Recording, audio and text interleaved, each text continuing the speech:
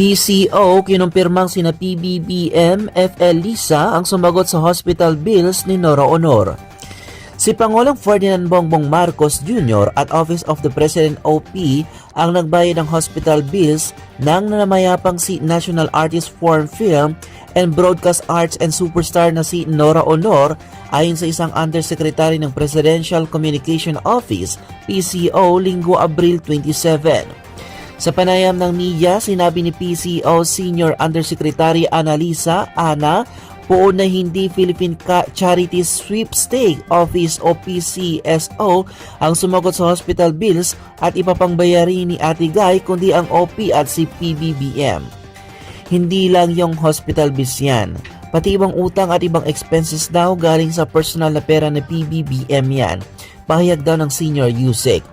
Git pa niya, kasama rin sa naglabas ng personal na pera para sumakabilang buhay na superstar ang misis ni PBBM na si First Lady Lisa Araneta Marcos.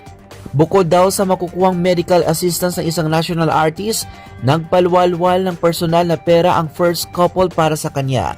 Matatanda ang tinalakay na rin ng showbiz insider na si Christopher Min ang tungkol dito.